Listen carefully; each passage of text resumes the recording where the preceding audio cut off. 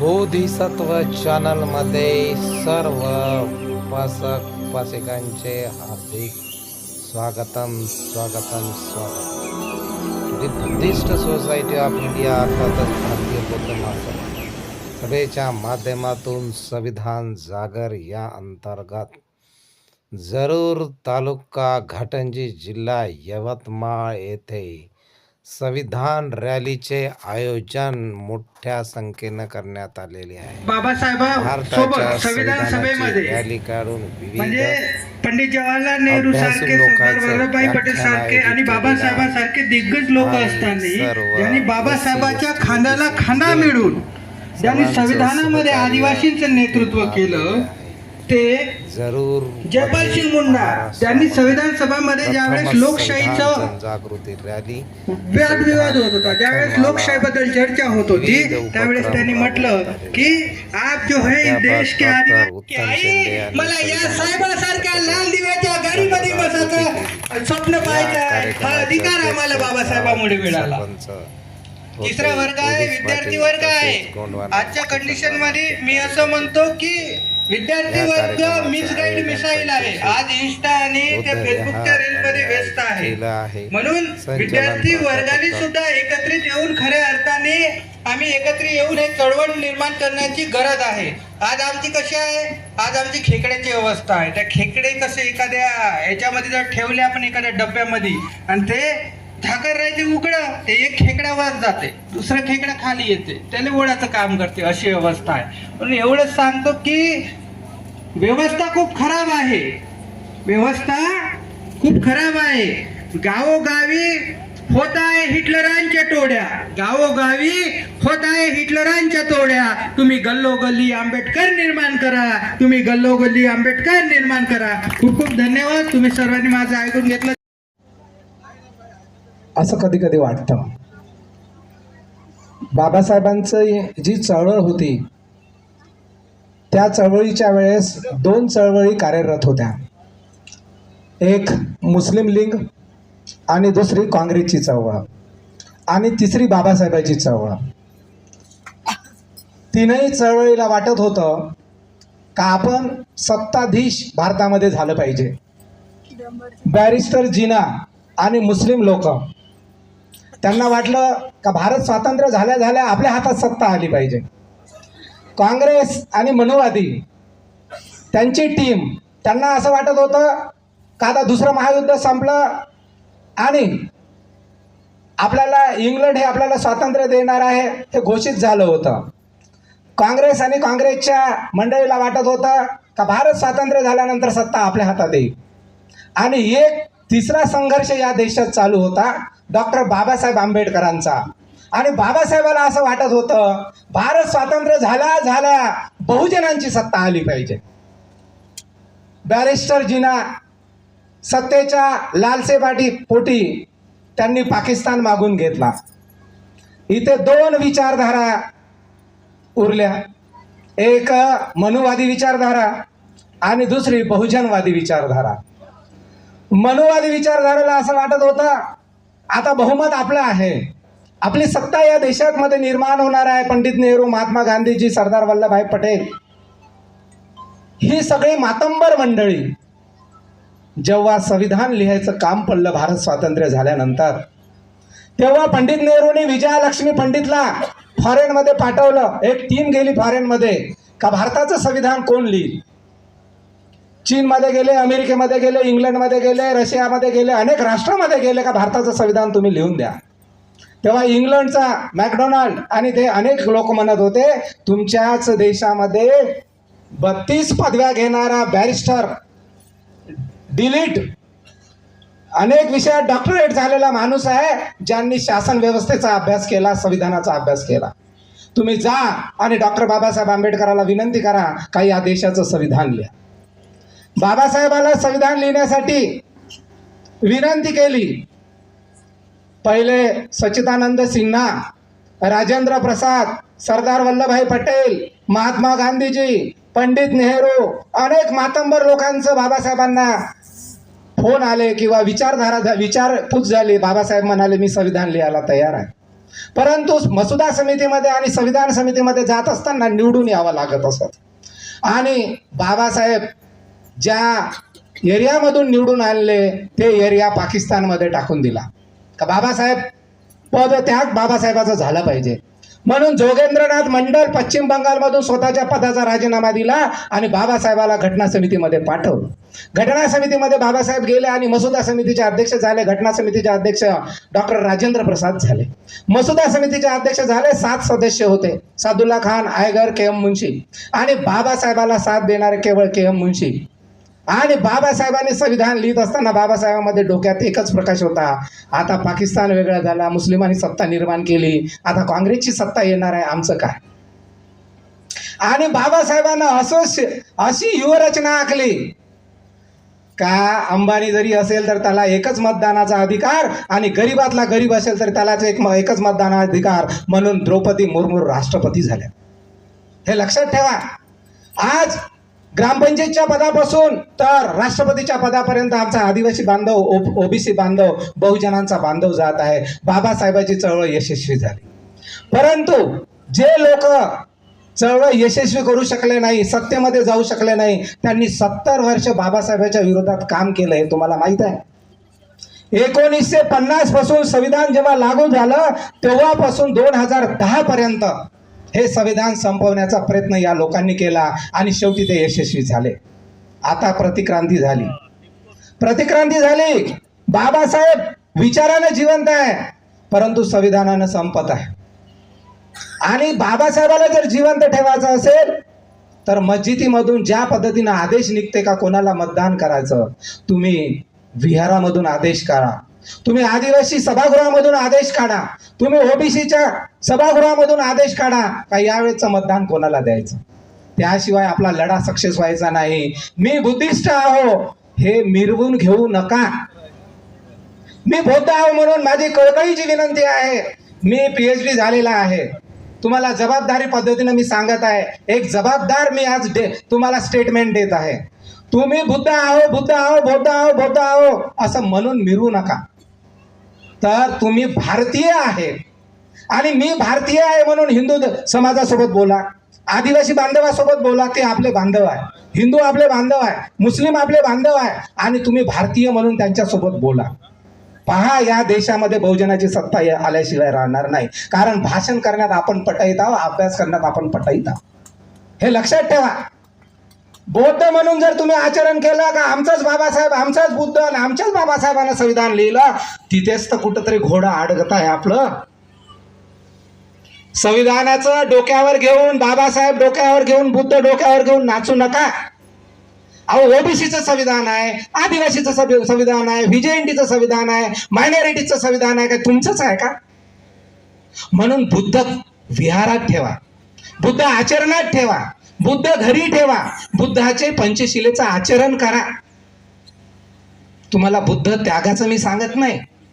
आचरण काही नाही. दारू प्यायची, खर्रा खायचं, खोटं बोलायचं, मादक पदार्थ सेवन करायचं. बाबासाहेब म्हणाले का मी बौद्ध धम्म तुमच्या गळ्यामध्ये देत आहे ते बडकं समजू नका.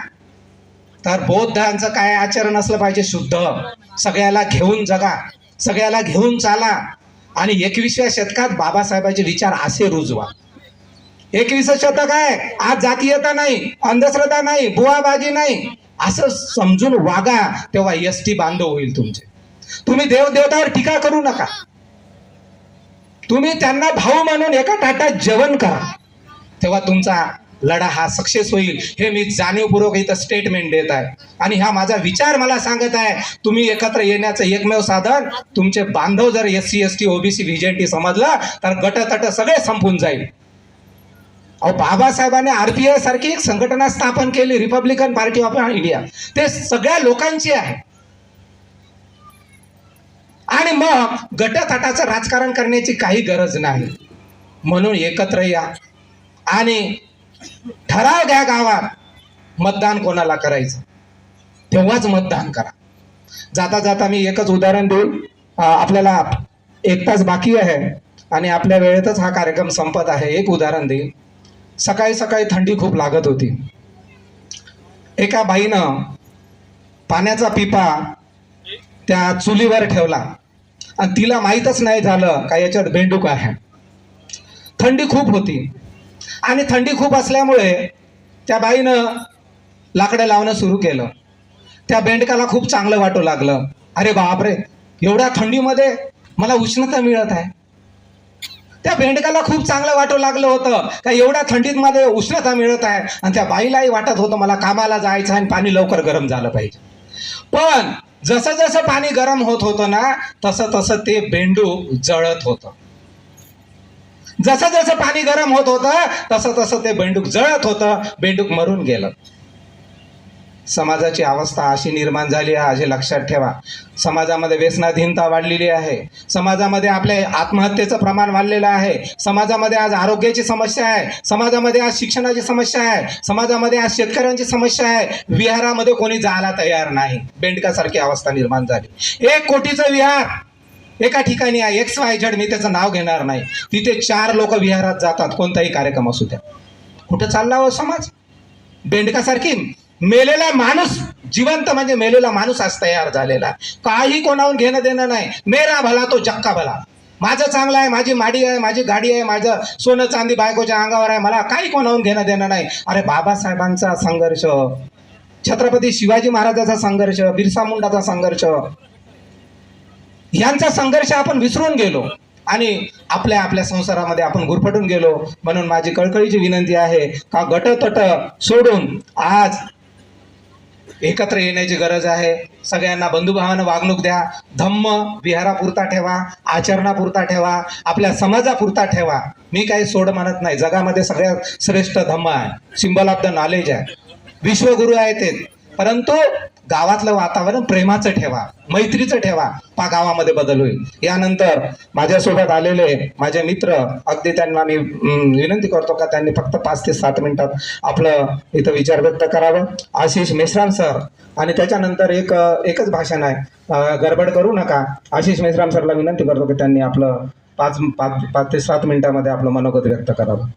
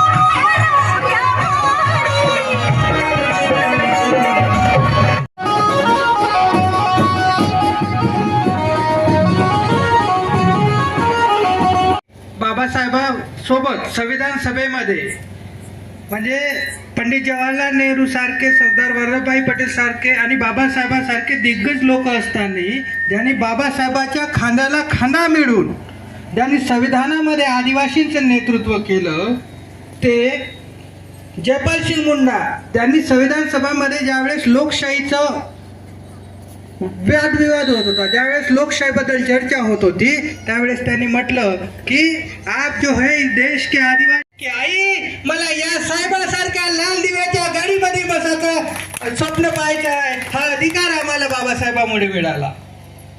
तिसरा वर्ग आहे विद्यार्थी वर्ग आहे. आजच्या कंडिशन मध्ये मी असं म्हणतो की विद्यार्थी वर्ग मिसगाईड मिसाईल आहे. आज इंस्टा आणि त्या फेसबुकच्या रीलमध्ये व्यस्त आहे. म्हणून विद्यार्थी वर्गाने सुद्धा एकत्रित येऊन खऱ्या अर्थाने आम्ही एकत्रित येऊन एक चळवळ निर्माण करण्याची गरज आहे.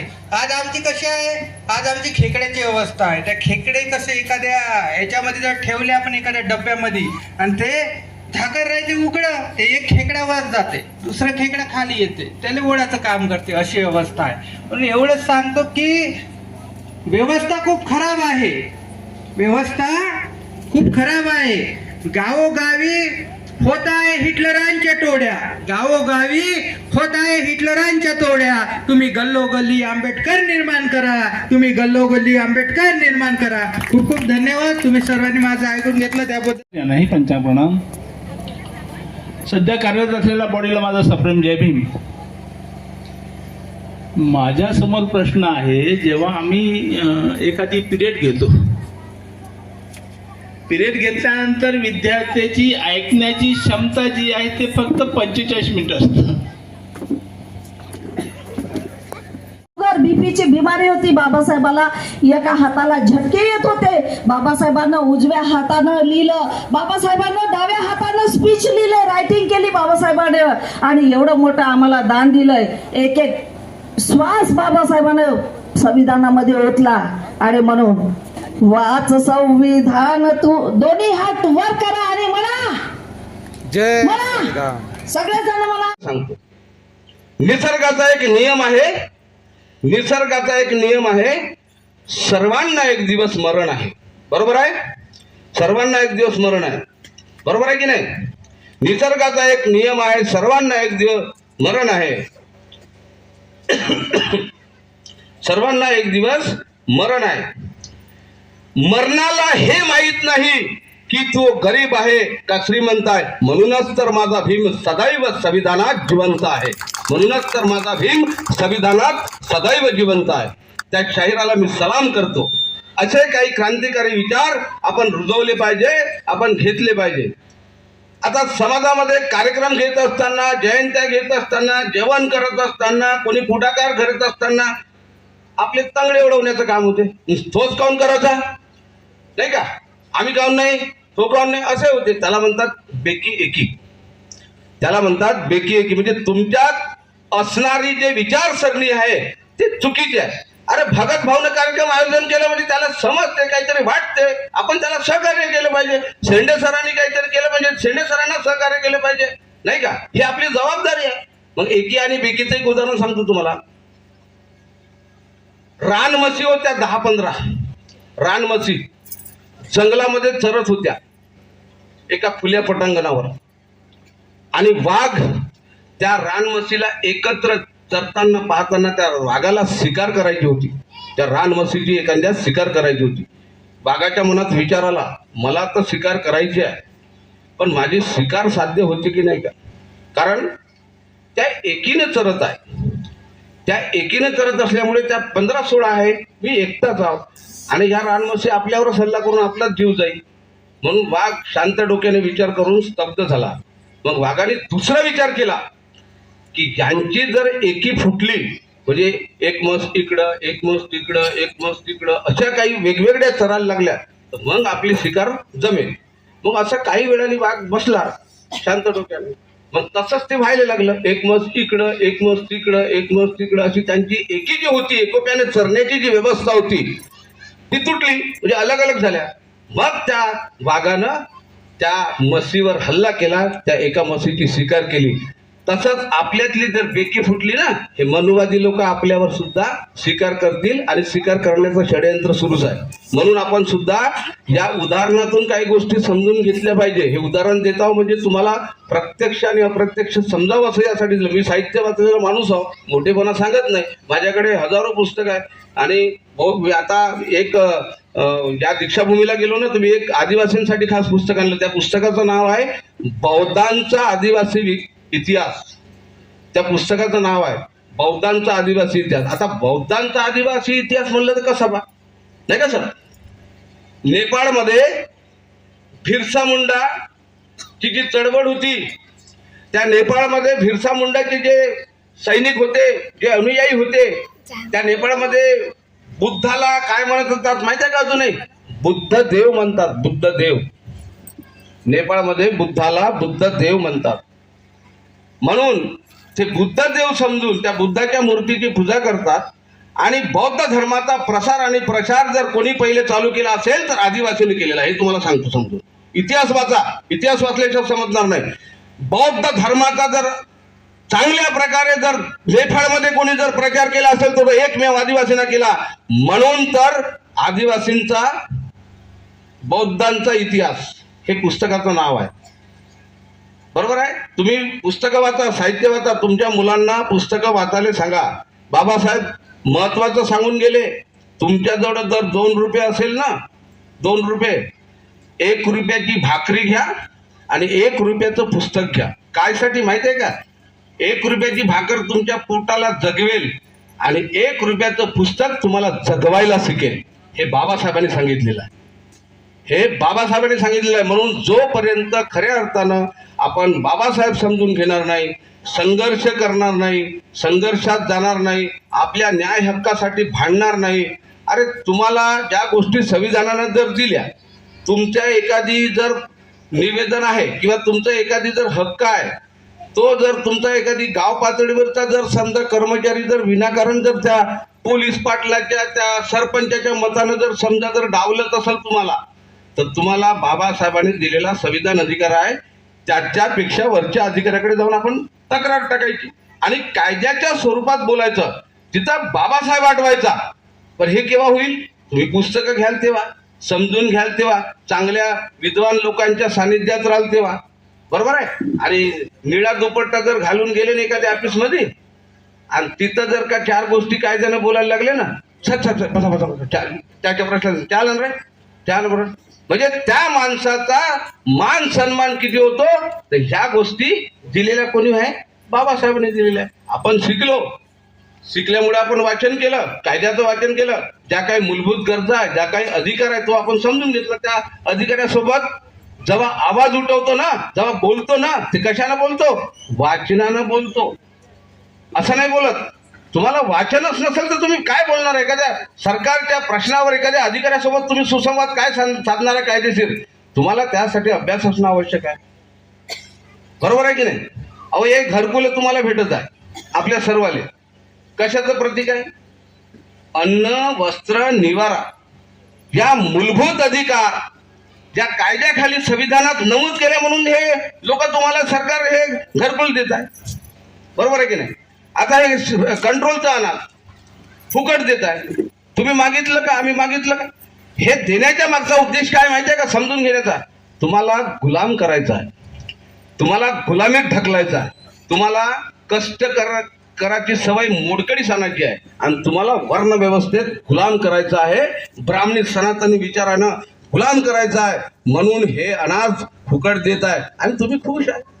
अरे त्या लाच मारा त्या अनाजाला, नाही पाहिजे तुझा अनाज, आम्ही मेहनत करतो, आम्ही कष्टाची भाकरी खातो, तुझं नाही पाहिजे अनाज, असं कोणी म्हणते का?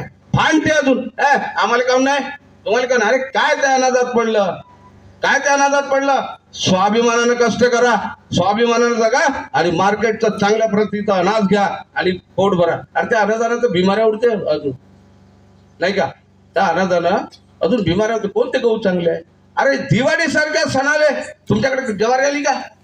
मग या सरकारचं काम माणूस आहे ज्यांनी शासन व्यवस्थेचा अभ्यास केला, संविधानाचा अभ्यास केला. तुम्ही जा आणि डॉक्टर बाबासाहेब आंबेडकरांना विनंती करा का या देशाचं संविधान लिहा. बाबासाहेबाला संविधान लिहिण्यासाठी विनंती केली. पहिले सच्चिदानंद सिन्हा, राजेंद्र प्रसाद, सरदार वल्लभभाई पटेल, महात्मा गांधीजी, पंडित नेहरू, अनेक मातंबर लोकांचं बाबासाहेबांना फोन आले किंवा विचारपूस झाली. बाबासाहेब म्हणाले मी संविधान लिहायला तयार आहे. परंतु मसुदा समितीमध्ये आणि संविधान समितीमध्ये जात असताना निवडून यावं लागत असत. आणि बाबासाहेब ज्या एरियामधून निवडून आणले ते एरिया पाकिस्तानमध्ये टाकून दिला. का बाबासाहेब पदत्याग बाबासाहेबाचा झाला पाहिजे म्हणून जोगेंद्रनाथ मंडल पश्चिम बंगालमधून स्वतःच्या पदाचा राजीनामा दिला आणि बाबासाहेबाला घटना समितीमध्ये पाठवलं. घटना समितीमध्ये बाबासाहेब गेले आणि मसुदा समितीचे अध्यक्ष झाले. घटना समितीचे अध्यक्ष डॉक्टर राजेंद्र प्रसाद झाले. मसुदा समितीचे अध्यक्ष झाले. 7 सदस्य होते, सादुल्ला खान, आयगर, के एम मुन्शी आणि बाबासाहेबाला साथ देणारे केवळ के एम मुन्शी. आणि बाबासाहेबांनी संविधान लिहित असताना बाबासाहेबांमध्ये डोक्यात एकच प्रकाश होता, आता पाकिस्तान वेगळा झाला, मुस्लिमांनी सत्ता निर्माण केली, आता काँग्रेसची सत्ता येणार आहे, आमचं काय? आणि बाबासाहेबांना अशी युवरचना आखली का अंबानी जरी असेल तर त्याला एकच मतदानाचा अधिकार आणि गरीबातला गरीब असेल तर त्यालाच एकच मतदानाचा अधिकार. म्हणून द्रौपदी मुर्मू राष्ट्रपती झाल्या. हे लक्षात ठेवा. आज ग्रामपंचायतच्या पदापासून तर राष्ट्रपतीच्या पदापर्यंत आमचा आदिवासी बांधव, ओबीसी बांधव, बहुजनांचा बांधव जात आहे. बाबासाहेबांची चळवळ यशस्वी झाली.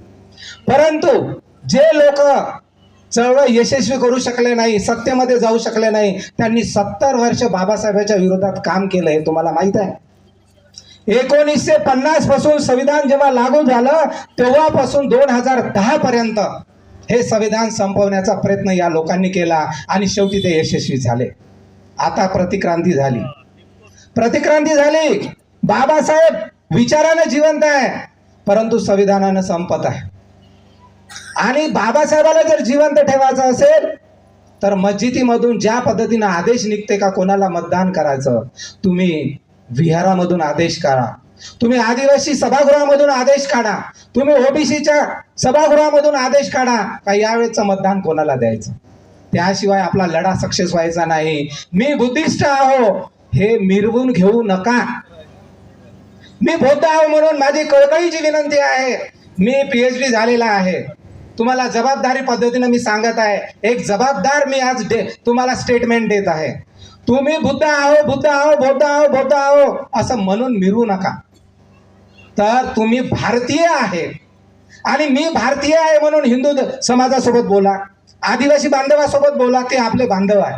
हिंदू आपले बांधव आहे, मुस्लिम आपले बांधव आहे आणि तुम्ही भारतीय म्हणून त्यांच्यासोबत बोला. पहा, या देशामध्ये बहुजनाची सत्ता आल्याशिवाय राहणार नाही. कारण भाषण करण्यात आपण पटाईत आहोत, अभ्यास करण्यात आपण पटाईत आहोत. हे लक्षात ठेवा. बौद्ध म्हणून जर तुम्ही आचरण केलं का आमचाच बाबासाहेब, आमचाच बुद्ध आणि आमच्याच बाबासाहेबांना संविधान लिहिलं, तिथेच तर कुठंतरी घोडा अडगत आहे आपलं. संविधानाचं डोक्यावर घेऊन, बाबासाहेब डोक्यावर घेऊन, बुद्ध डोक्यावर घेऊन नाचू नका.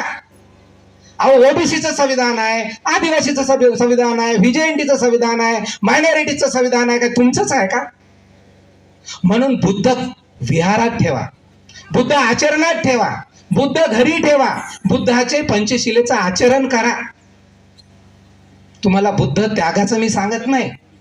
आचरण काही नाही. दारू प्यायची, खर्रा खायचं, खोटं बोलायचं, मादक पदार्थ सेवन करायचं. बाबासाहेब म्हणाले का मी बौद्ध धम्म तुमच्या गळ्यामध्ये देत आहे ते बडकं समजू नका. तर बौद्धांचं काय आचरण असलं पाहिजे? शुद्ध, सगळ्याला घेऊन जगा, सगळ्याला घेऊन चाला. आणि 21व्या शतकात बाबासाहेबांचे विचार असे रुजवा. 21व शतक आहे, आज जातीयता नाही, अंधश्रद्धा नाही, बुवाबाजी नाही, असं समजून वागा. तेव्हा एसटी बांधव होईल तुमचे. तुम्ही देवदेवतावर टीका करू नका.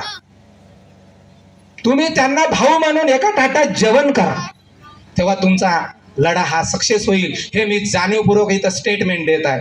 आणि हा माझा विचार मला सांगत आहे. तुम्ही एकत्र येण्याचं एकमेव साधन तुमचे बांधव जर SC ST OBC व्हीजेंटी समजला तर गटतट सगळे संपून जाईल. अहो, बाबासाहेबांनी RPI सारखी एक संघटना स्थापन केली, रिपब्लिकन पार्टी ऑफ इंडिया. ते सगळ्या लोकांची आहे. आणि मग गटतटाचं राजकारण करण्याची काही गरज नाही. म्हणून एकत्र या आणि ठराव घ्या गावात मतदान कोणाला करायचं, तेव्हाच मतदान करा. जाता जाता मी एकच उदाहरण देईन. आपल्याला 1 तास बाकी आहे आणि आपल्या वेळेतच हा कार्यक्रम संपत आहे. एक उदाहरण देईन. सकाळी सकाळी थंडी खूप लागत होती. एका बाईनं पाण्याचा पिपा त्या चुलीवर ठेवला आणि तिला माहीतच नाही झालं का याच्यात बेंडूक आहे. थंडी खूप होती आणि थंडी खूप असल्यामुळे त्या बाईनं लाकडं लावणं सुरू केलं. त्या बेंडकाला खूप चांगलं वाटू लागलं. अरे बापरे, एवढ्या थंडीमध्ये मला उष्णता मिळत आहे. त्या बेंडकाला खूप चांगलं वाटू लागलं होतं का एवढ्या थंडीत मध्ये उष्णता मिळत आहे. आणि त्या बाईलाही वाटत होतं मला कामाला जायचं आणि पाणी लवकर गरम झालं पाहिजे. पण जसं जसं पाणी गरम होत होतं ना तसं तसं ते बेंडूक जळत होतं.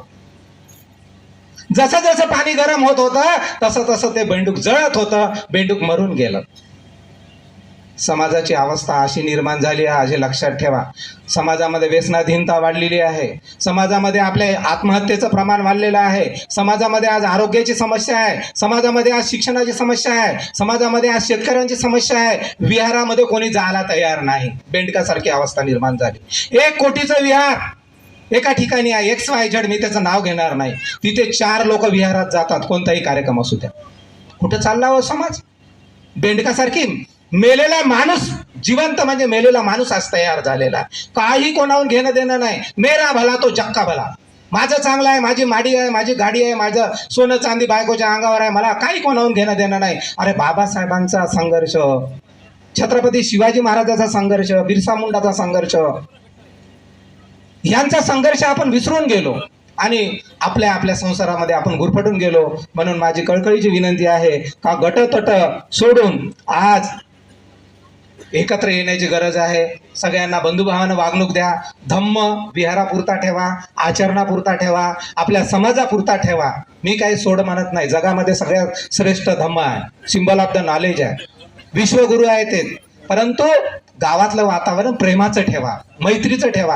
गावामध्ये बदल होईल. यानंतर माझ्यासोबत आलेले माझे मित्र, अगदी त्यांना मी विनंती करतो का त्यांनी फक्त 5 ते 7 मिनिटात आपलं इथं विचार व्यक्त करावं. आशिष मेश्राम सर, आणि त्याच्यानंतर एकच भाषण आहे, गडबड करू नका. आशिष मेश्राम सरला विनंती करतो की त्यांनी आपलं 5 ते 7 मिनिटामध्ये आपलं मनोगत व्यक्त करावं.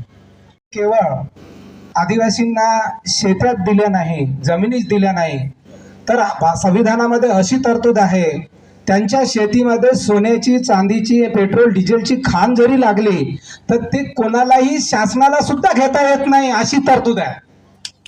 हे आदिवासी बांधवांनी लक्षात घ्यावं. त्याच्या पुढचं सांगतो मी. शेतीत दिली नाही, कोणतीही खाण लागू द्या, पेट्रोल डिझेलची, सोने चांदीची, ती कोणालाही हिसकावून घेता येणार नाही, ती त्याच्या मालकीची राहील. किती तरतूद मोठी आहे. दुसरी तरतूद बाबासाहेबांनी कशी केली आदिवासीसाठी, सगळ्यात महत्वाची गोष्ट, सरपंचाच्या पदापासून तर राष्ट्रपतीच्या पदापर्यंत त्यांना जाता येईल. चपराशाच्या पदापासून तर जिल्हा अधिकाऱ्याच्या पदापर्यंत त्यांना जाता येईल. आणि सगळ्यात महत्वाची गोष्ट आदिवासीसाठी कोणती केली आहे बाबासाहेबांनी, तर आरक्षणाच्या माध्यमातून हा नदीकाठी, नाल्याकाठी राहणारा समाज, म्हणजे पोडावर असणारा समाज मुख्य प्रवाहात आला पाहिजे आणि SC ST OBC बंधुभावानं राहिला पाहिजे. हे बाबासाहेबाचं स्वप्न होतं. आरक्षणामुळे आज अनेक हुद्द्यावर आदिवासी बांधव गेले. आणि महत्वाची गोष्ट बाबासाहेबांनी तिसरी केली आदिवासीसाठी. ज्या ठिकाणी 50% जास्त आदिवासी आहे त्या आदिवासी भागात आमदार फक्त आदिवासी असावा. केळापूर मतदारसंघ तसा आहे, माहित आहे. इथे ओपनचा आमदार होऊ शकत नाही सूर्यचंद्र आहे तोपर्यंत. हे बाबासाहेबांची तरतूद कोण समजू शकते? आदिवासी माणूसच आदिवासीला समजू शकेल म्हणून संविधानात तरतूद केली. 50% जास्त लोकसंख्या ज्या मतदारसंघात ज्या तालुक्यात आदिवासीची असेल तिथं आदिवासीचा आमदार. किती मोठी तरतूद बाबासाहेबांनी केली हे समजून सांगा आपल्या भावंडांना, आदिवासी भावंडांना. जाता जाता मी सगळ्या उपासक उपासिका गावातील प्रतिष्ठित नागरिकांना विनंती करतो, केवळ अर्धा तास आपण आता घेऊ. काही महत्त्वाचे पाहुणे राहिलेले आहे, पांढरकवड्यावरून आलेले माझे मित्र, त्यांना मी जास्त वेळ देणार नाही. केवळ आणि